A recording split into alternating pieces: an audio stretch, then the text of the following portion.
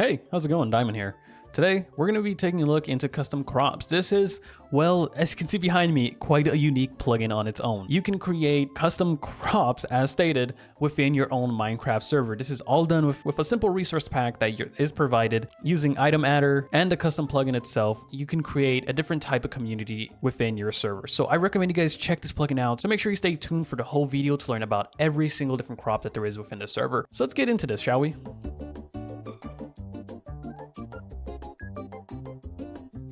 All right, let's get started in showcasing all the amazing features within this plugin. I just want to thank Cowie, and he was a great help. He's over at the Revivenode Discord. He taught me how to set this up properly and mess around with some of the configurations, which really did help me out in learning this plugin a lot faster. But let's not stay here and talk all day. Let's actually show why this plugin is really, really unique in its own way. The best way to reference this is definitely a Stardew Valley take in Minecraft, which is not a bad thing.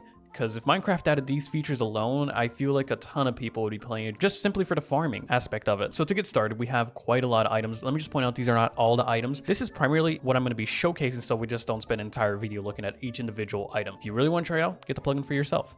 However, now as you can see here, we are going to start with the pot. And you get these in either two methods. I'm going to get the default one, which is just going to be the dry version. You can get it in a wet version. For the sakes of actually putting this on an actual server, you would probably just get the dry version. So we can actually just place it down. And as you can see right here, it has a quite lovely texture. You could place it like this, or if you place it on the ground, the textures on the sides will disappear. However, if you place another one to it, it will show up with a nice, well done connected texture. So we can just add it like that. We can easily create our own, I'm gonna guess bed is the correct term. I'm not really a gardener, so I can't really say, but I'm just gonna create a nice small one here so we can see how everything works. And there we go. So as you can see there, it worked just fine. It's all connected. I am seeing this quite little glitch here that it will just disappear at the end of the corners depending which way I'm looking. It only well, there you go, now it happens on both sides, but it's not to worry. In this one, you can, however, jump on top. It won't be affected like Minecraft's, and this is not affected by the time as well. It's affected by its own tick speed. But now that we have that, we can actually get into how we can water the terrain. And to do that, we have 4 different watering cans. We have copper, steel, golden, and I'm not going to say that name because I'm probably going to mess it up. For the sake of it, I'm just going to get the gold watering can. And here I can just fill it up, but just by right-clicking on a water source. And you will see at the bottom right here that it is filling up and now it's completely full. So I can't do anything. I'm right-clicking and nothing is happening. And if I go into one of these and just fill it up, you can see it will do a certain radius. So depending on which one you have, it's going to do a different radius. For this one, it only does a 3x3 and it depends on which way you're looking. So it will do it from there, which is still really amazing. I love that. But let's say you're lazy, just like I am, and you don't want to be going for the task of making sure they're watered, because if your plants are not watered, they will not grow. So what you need to do is make sure you have a sprinkler. We have a regular one and 2 other forms. And of course, one at the top is the worst. We have a better version, and we have, of course, the best. There's no name for them. If anything, I would just name this iron, gold, and amethyst because it has quite a bit of purple on it. With that said, we can actually just plant that. I'm gonna add another row to make this symmetrical because it's hurting me. And just like that, the sprinkler will turn on automatically at its own time. But in order to fill it, you need to grab your watering can, fill it up, and then go to the sprinkler, look at it, and it will pop up a menu right above it. Honestly, I'm in love with all these animations and textures. They're great in their own way. And then just look at it and fill it all the way up and we're done. Now it runs at a certain time of the day. I can't wait here all day for that, especially since that sun is never gonna move. What we can do is just run a command, which is custom crops simulate world, and then just correct timestamps for it to run. And all it's gonna do is just make it run after a certain bit and it will hydrate the terrain. And there we go. There you have it. It's watering everything in a certain radius. Since we got the best one, it's going to water everything. Again, it's all radius dependent. And the animation, of course, is amazing. Now that we have that, we can go into the next ones. I'm not getting into the seeds because we need to make sure we set the fertilizer type that we want. We could do a basic yield increasing, or we can do a quality fertilizer, or we can just make sure that the terrain stays moist, or even speed up the process. So if we ever want to do that, I can go around and just click And simple as that. Now, if you do that while the plant is there, sadly it will not work. I can go ahead and just add, each one of them has their own effect, which is quite honestly amazing and just looks great. You can stack them up and it's as simple as that. Now I'm not gonna need any of these anymore. We can get into the best part, which is going to be the seeds. So I'll just grab one of each. But hey, before we do continue this video, if you guys want to check out Revivenode in the description down below, using the promo code Diamond in all caps, you can get 15% off your very first purchase. So you can create a server and pop this plugin in there and start a server with your friends or start a community. I know I'd love to add this to my own server.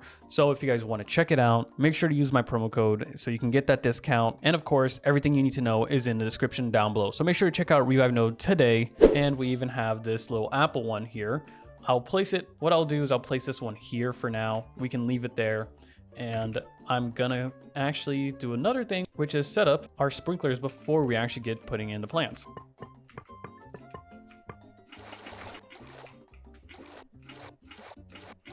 There we go. I'm not gonna lie, while doing that process, it really is calming just being able to garden this unique way. I wish Minecraft really did add more an aspect of this type of style, because you don't always just want to be building, you don't always want to be doing certain tasks, but something like this where it's just nice and quiet and peaceful, it would give Minecraft a completely different take and a breath of fresh air. If I hover over the pan, as you can see, it will tell me the amount of water I have still, but that doesn't matter at the moment because we're gonna place every single seed. We have a Chinese cabbage, so we can place it. It's gonna appear with this error saying, hey, it's not the correct time. You can disable this in the config, which I can just do that by setting it to false. And after that, I can just reload the plugin. And now it won't appear with the message, but you can have season, and this will hook up with the seasons plugin as well. And I like that. So you can have different crops or different seasons, so the players can really have something to look for within your server. Now we have regular cabbages as well. I will plant that right here. Then we have pepper seeds, which I'll go over here. Each one of them has their own models. You can see it looks great. I can't complain at all. We have grapes, which I'll just do a row in the back over here, just like that. I'm not gonna add a ton because as you can see, they are quite big, and it is as it would be in real life, where you need certain structures to make sure it grows correctly. Next up, we have an eggplant. I will set that up over here in a row. I don't know what a hop seed is, but it's in the game as well. So I will set that up, and we can even set them up like this. Oh, and there we go. This is one feature that I honestly thought it was a joke at the beginning, but you can see crows coming down and attacking your crops. There are ways to disable this, of course, and it's pretty simple, but let's plant all our seeds and I'll show you how to stop them. Let's go ahead and put some corn here. I'll place it on its own as well. And as you can see, they're growing on their own as long as the terrain is moist. I don't remember. Okay, so I did place peppers, so I don't need to worry about that. Now that we got all of that set up, if you ever need to stop those pesky scarecrows from coming in, you can just easily place some of these down. You cannot place them on the soil. You can place them around your crops, and this will stop the crow. Oh, no, there it goes. But yeah, basically placing them around the crops will help prevent the crows from coming nearby. However, I did set up quite a large chance of them coming in, primarily so you guys can see them coming in and taking all my crops. However, let's go ahead and let's run this command again, and I want to see all the water effects at once. And there we go. We have it over here. It just looks great. I love how the animation states work.